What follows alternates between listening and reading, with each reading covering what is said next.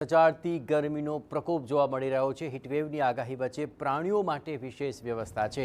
સરથાણા પ્રાણી સંગ્રહાલયમાં પ્રાણીઓ માટે વ્યવસ્થા કરવામાં આવી।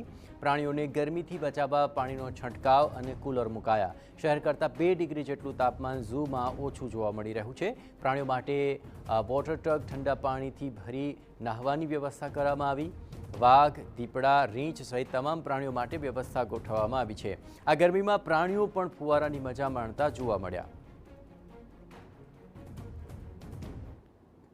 છેલ્લા કેટલાક દિવસથી જે ગરમીનો પારો સતત વધી રહ્યો છે અને લોકો પણ ચિંતામાં મુકાઈ રહ્યા છે। બીજી બાજુ ગુજરાત હવામાન વિભાગ તરફથી સતત આગાહી કરવામાં આવી રહી છે।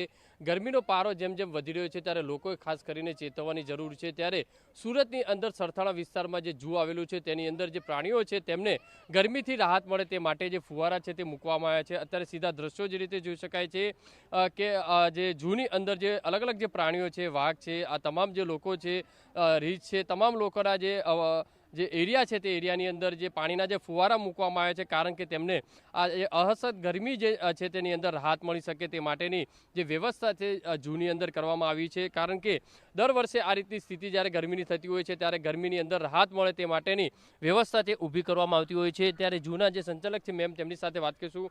મેમ, કઈ રીતની વ્યવસ્થા કરવામાં આવી છે ઝૂની અંદર? અત્યારે સતત ગરમીનો પારો વધી રહ્યો છે। હાલ જે ગરમીનો પારો વધી રહ્યો છે જેમાં માણસ સાથે સાથે પ્રાણીઓ પણ હેરાન થતા હોય છે।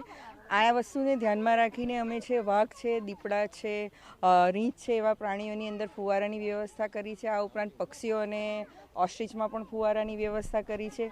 આ ઉપરાંત જ્યારે આ વાઘ, દીપડા જેવા પ્રાણીઓ નાઇટ શેલ્ટરમાં જતા હોય છે તો ત્યાં અમે કુલરની વ્યવસ્થા કરી છે જેથી કરીને આખી રાત તેઓને ઠંડક મળી રહે। અને એ લોકોના ડાયટમાં અમે ખાસ ધ્યાન રાખીએ છીએ। જેવી રીતે એ લોકોને જે ફ્રૂટ્સ આપવામાં આવે છે એમાં અમે જ્યુસી ફ્રૂટ્સનો વધારે ઉપયોગ કરીએ છીએ, જેમ કે ટેટી છે, તરબૂચ છે, મોસંબી છે। અને એ લોકોના પાણીની અંદર છે તે અમે ઇલેક્ટ્રોલ પાવડર યુઝ કરીએ છીએ જેથી એ લોકોથી ડિહાઇડ્રેશન ન થાય અને ગરમી સાથે કોપ અપ કરી શકે। ઉપરાંત જે પ્રાણીઓ છે એના જે બહારના જે વોટર ટબ છે અમે 1-2 દિવસમાં રેગ્યુલર પાણી ચેન્જ કરતા હોય છે જેથી એ લોકોને ઠંડા પાણી નહાવા પણ મળી શકે। અત્યારે વેકેશનનો માહોલ છે, લોકોની પણ ભીડ હોય છે, ત્યારે ગરમી છે, કઈ રીતે રાહત લોકો માટે? અત્યારે જે વેકેશન છે એનામાં મોટા પ્રમાણમાં મુલાકાત લેતા હોય છે। અત્યારે સુરતના જે ટેમ્પરેચર છે એના કરતાં નેચર પાર્કનું ટેમ્પરેચર 1 કે 2 ડિગ્રી ઓછું રહેતું હોય છે કારણ કે અહીંયા ફોરેસ્ટ એરિયા જેવો એરિયા વધારે છે। અહીંથી માણસો પણ ગરમીમાં રાહત મેળવવા માટે ઝૂમાં ફરવા આવતા હોય છે। જે રીતે દ્રશ્યો જોઈ શકાય છે કે ફુવારા છે તે મૂકવામાં આવ્યા છે અને જે રીતે રેસ્ટ એરિયા છે તેની અંદર કુલર પણ મૂકવામાં આવ્યા છે કારણ કે જે અલગ અલગ પ્રાણીઓ છે તેને જે ઠંડક મળી રહે। અને જે રીતે મહત્વની વસ્તુ એ છે કે સુરત સિટીની અંદર જ્યારે ટેમ્પરેચર જે હોય છે તેની અંદરથી 1-2 ટેમ્પરેચર જે કહી શકાય છે તે ઓછું છે તે ઝૂની અંદર છે।